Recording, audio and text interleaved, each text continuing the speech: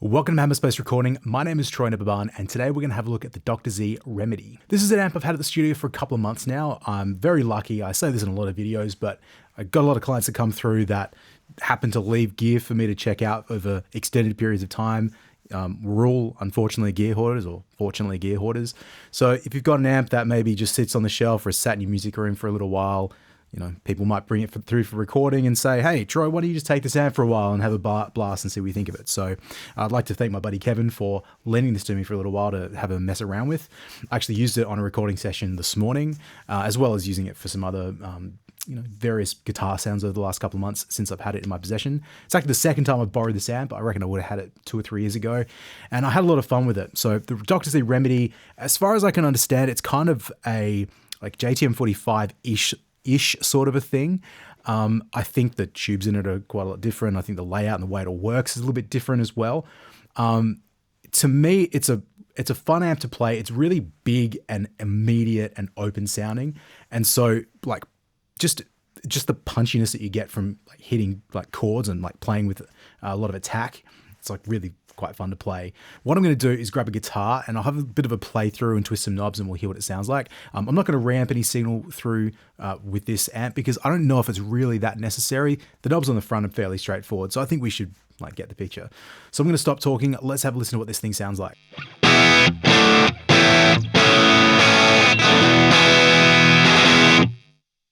All right, so here we have the Dr.Z Remedy.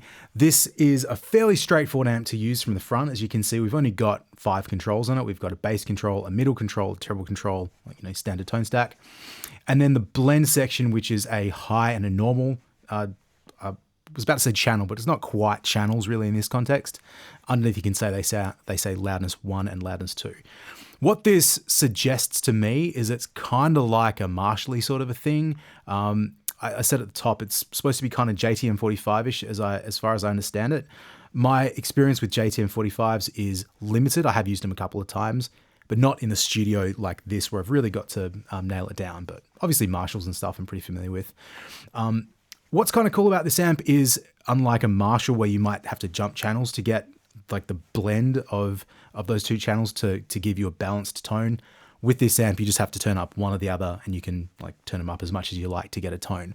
So what I really like about this amp, it's something I like about a lot of amps, is trying to get a guitar tone without just using like the tone controls, like the tone stack on an amp, because I kind of find that a bit boring. But I like being able to blend, in this case, like the high channel and the normal channel, which are like, they sound very different, just to get a broad, like clear, balanced sound. So that's kind of what I want to start with today. You can see how the EQ was set up for this specific tone. And I'm just on my, this is like a 80s Japanese Strat with, yeah, well, we're in the bridge position at the moment. Sounded kind of cool. With this tone with a little bit more gain, I've turned the bass all the way down because I do feel like it gets a little bit woofy at higher gain settings. But let's just even out the EQ to there. It sounds like this. Again, that's the bridge position on this guitar. This is the neck. Little bit like woofy, as I said. So again, in higher distorted modes, I kind of just like knocking a little bit of bass down. But let's focus on what the normal and the high channel sound like. So what I'll do is I'll turn both of them to nothing. Let's start with the normal channel, because normal is normal, right? So let's do that.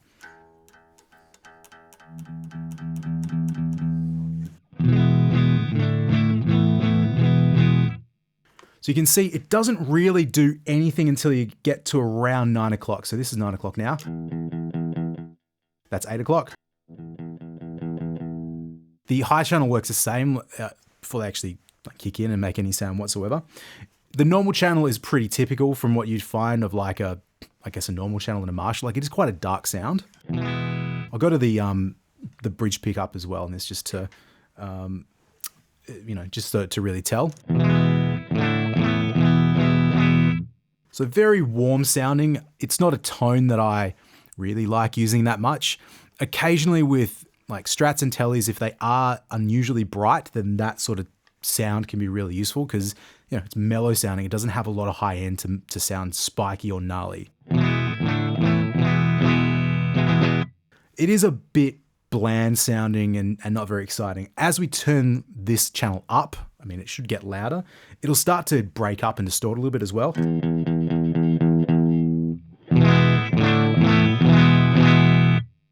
It's still pretty big. Go to 12 o'clock.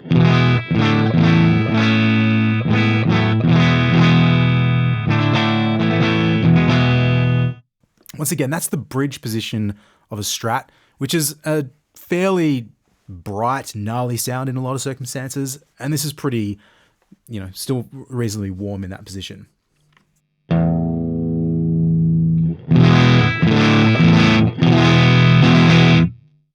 So they're around 2 o'clock. You can start to hear it's breaking up. It's getting a little bit dirty sounding, a little bit crunchy sounding. Again, it's not my preferred crunch sound in this specific mode, but it does have a tone to it. Obviously, when we investigate the high channel, we'll hear like what really we can do with that sound and how we can utilize it. In and of itself, though, not my favorite thing.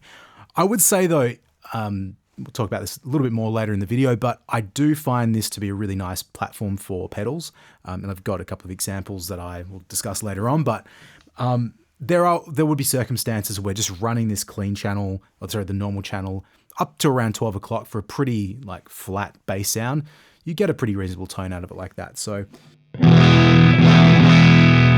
just quickly, I'm going to put the normal channel back to 12 o'clock. Actually, no, we'll crank it up first, just so we hear the max volume.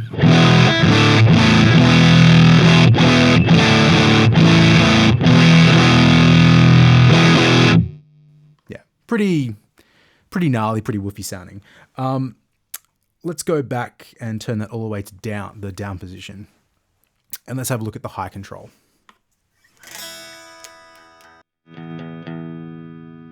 So once again, doesn't really kick in until you get to around that like 9 o'clock setting.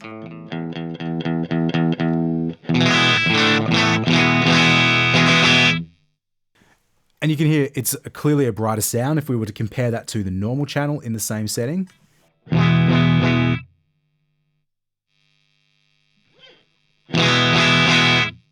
Yeah, it's a very different sort of a tone. This is what you would expect from a Marshall with a high channel and a normal channel. Like you get one that's a bit brighter, you get one that's a little bit darker. I'm usually partial to blending the two together, which is why this amp like works really well for what I like out of a sound. But I find the way this high control works is a little bit interesting. So what I'm going to do is I'm just going to keep increasing this volume. Like a little bit at a time, we'll have a little bit at a time until we have a listen to it where it gets to max. Already it's a little crunchy sounding in that position.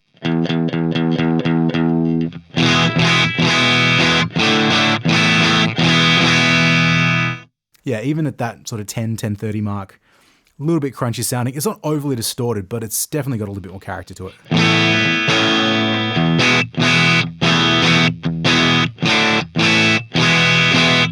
Just going to go to the neck position on this Strat. That's cool. Like that for like that slightly crunchy, just taking the edge off tone is pretty happening. I'm also finding it's not overly bright and ear piercing, and sometimes like the high channel in these style circuits, like it does get a bit like ear piercing, and sometimes like one of my Marshalls, when I've got the high that low, it's pretty well unusable. And in fact, it doesn't really start to like by itself, I mean the high channel by itself, doesn't really start to become that usable until you get it to at least 12 o'clock, 1 o'clock, somewhere in that realm of possibility. So I'd probably be okay to use that in certain circumstances, but let's just keep going.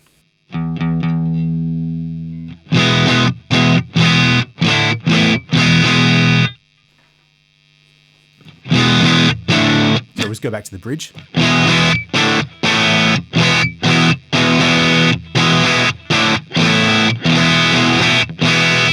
Yes, definitely starting to get a lot more saturation on it right there. And it feels really clear and open. Like this is a tone that I find comfortable to play. I love playing open chords with a guitar sound like this. everything rings and you get all the extra harmonic content. It's always quite fun to play. Let's crank them up a little bit more. So we'll go to 3 o'clock.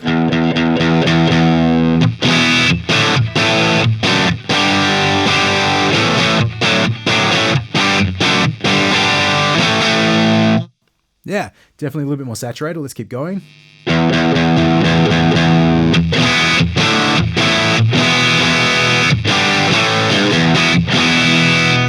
It's kind of more where I like to play, that sort of tonality where it's a little bit crunchy sounding. It's not really high gain. It just feels like rock music, not hard rock, just rock music. Almost a little bit brittle on top, which I kind of don't mind that. Let's keep going. So not heaps more gain than what we just had. So if we compare the high channel and the low channel just to see what they sound like at max volume, it's this.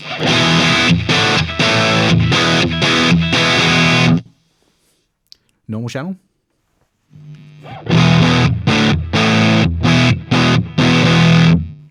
So pretty stark difference in tonality as that with both of those at full. Oftentimes with a bright channel or a high channel on these style amps, or like more thinking like Marshall sort of a thing, or maybe it's more of a 70s Marshall thing. Again, not being a huge JTM 45 guy, which again is what I believe the amp is more off. So if I'm wrong with that, please feel free to correct me. But I find that as the high channel gets turned up more, the brightness doesn't become as apparent. Like when it gets to all the way up, it kind of just sounds like both channels basically sound the same. But with this, each channel is quite unique in its character, no matter really where the knobs are set, which is kind of interesting. It means, I guess there's a much broader sweet spot for it at different volumes, where if you've got an amp where it really only sounds good when, say, one channel's at 6, well, that might be way too loud for, you know, a gig that you're playing somewhere, a certain venue you're playing, a recording session, or playing at home. So, you know, this is a much more user-friendly way of approaching it. So,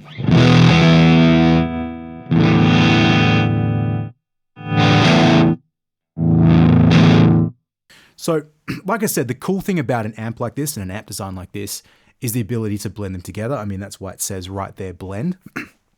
This amp sounds really, really nice for clean sounds, And often I ignore clean sounds because I'm a cool guy that plays rock music and I got long hair, but let's investigate that for a second. The way that I've found I really enjoy dialing this amp in for a clean tone. And, you know, I'll go to my favorite position, which is, you know, these two single coils on a Strat. I always refer to this as position 2. It could be position 4, never been clear, but let's just see what it does. I'm going to turn the normal channel up a bit. We'll just start there around sort of 10 o'clock, right? So yeah, kind of like what we said before, it sounds fine, but it's a little bit bland sounding. Let's blend in some of the high channel now. So that specific position right there around 9 o'clock is when we start to hear the high channel engage. So I'm going to just keep hitting the low E string, and I'll turn it up a couple of millimeters at a time. We'll see if we can notice any difference. Right, so that's only a little bit, but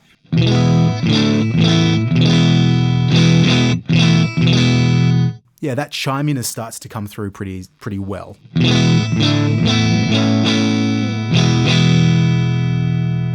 I'm going to turn the high all the way down.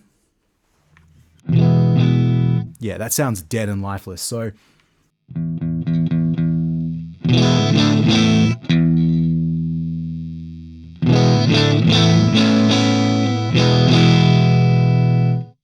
yeah, that to me has a lot of balance to it. Like it feels really full and clear in the bottom end, but it's got that really nice high chimey tone. What I want to do now, I'll leave the high channel where it is, and we'll turn the normal all the way down to 0 just to hear what they're both doing.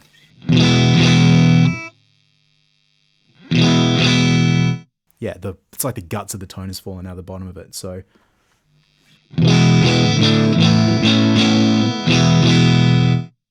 yeah, it's pretty logical. I mean, it's a blend control. It's there for a reason. Like you can blend two elements of the tone into one another to get something that sounds really nice. But I think that character is really awesome. And you can't really get that with EQ a lot of the time, in my experience at least. I'll show you the EQ controls on this amp. I might leave the blend controls where they are at the moment, and we'll just look at these knobs one at a time. So yeah, definitely thins it out when you take the bass down. Right, bass all the way up. It's not this thunderous, earth-shattering low end that comes through. It's a much more subtle, subtle tone shift than that. It's probably more noticeable going bass to completely off versus the other way, like bass to completely on, but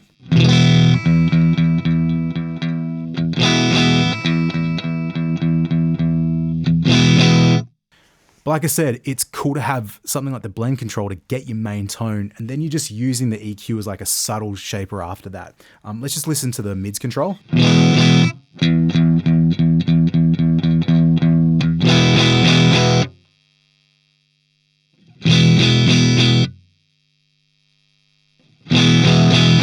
Again, it's not a wildly different sound. I was getting much more tonal variation just with the blend controls.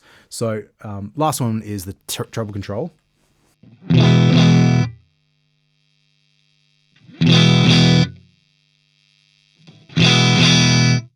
It's definitely a lot clearer on top with the treble control up, but it's not like throwing a massive presence control on it, like, or hi-fi stereo lift. It's just a lot more subtle than that. So yeah, what I think is really cool about this amp is just using those blend controls, get your tone, and then shape it around that a little bit. And with the EQ all the way up at the moment,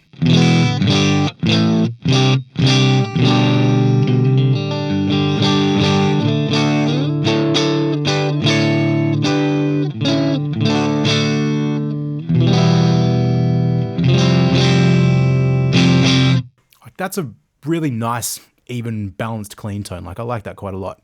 Like I said, with pedals in front of it, this amp can do some really cool things. So we might plug something in a second and have a listen to it. But maybe before we do that, let's just see what sort of distortion we can get out of this, because once again, I'm a cool guy that likes rock music. Go to the bridge pickup.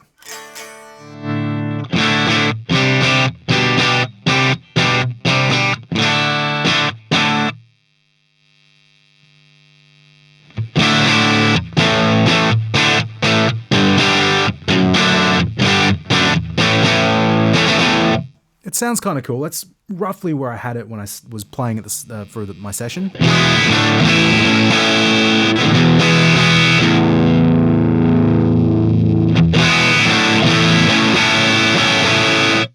Like, I like the way that sounds, but it's just getting a little bit too much of that flubbiness in there. So I'm going to take some of the bass down now.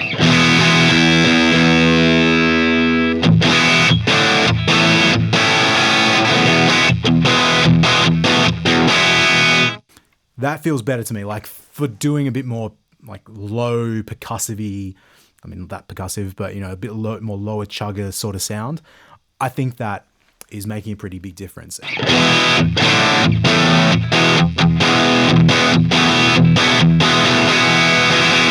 So let's just dime both of these.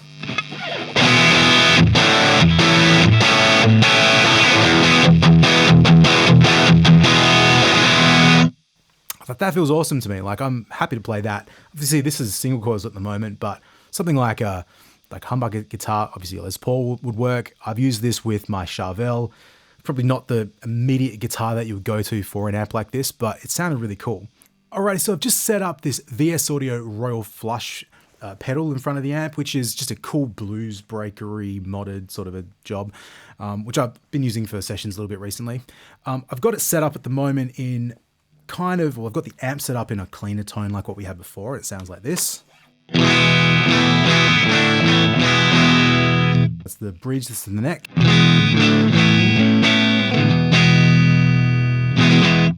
Let's keep the pedal on.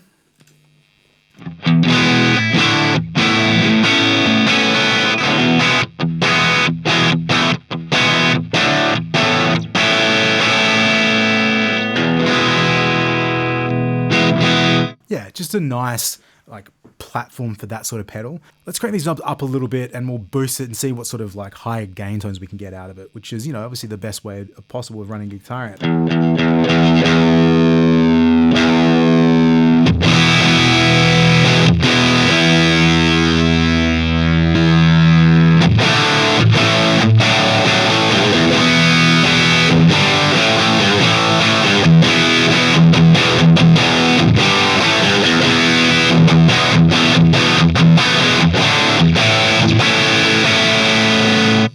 pretty cool. Let's just maybe drop it down a little bit.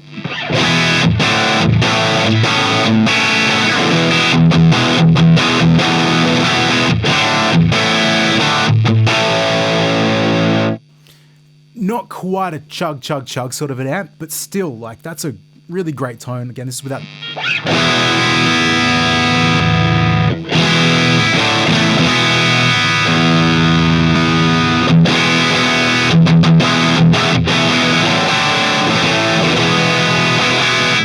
It feels really good. Like, I'm pretty into that sort of tone. And just before I forget, we're running this amp through a greenbacks loaded cabinet in the other room. It's a like early 2000s AX cabinet, just mic'd with an SM57 and a Royal 121, which is my go-to mic combination for any amps. Okay, so that's a run through of the Dr.Z Remedy amp. Once again, thank you to Kevin for letting me have this amp for quite a few months. It's been used on a few sessions here and there, and just generally me ripping it up and playing loud in the studio while no one's around. So thank you very much for that. If you like the guitar sounds that I have today, I'm very happy to say that I've made some TONEX and some NAM captures of this exact amp and that exact speaker cabinet setup.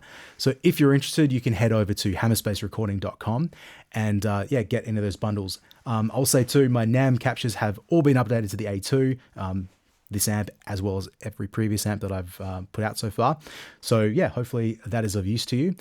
Within this capture pack, there are about 15 different tones. There's clean sounds, there's crunch sounds, more overdriven tones, as well as a few with some different pedals in front to give you like a general picture of what this amp sounds like and the way that I would like to use it, gigging or in the studio.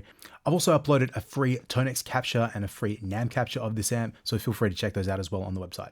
It is a very, very cool guitar sound, and I'm very happy I've had a chance to play with it for so long. So I'm going to leave it there for today. Thank you very much. Please head over to hammerspacerecording.com for all your nerdy TONEX, NAM guitar needs, and I'll see you on the next video. Cheers.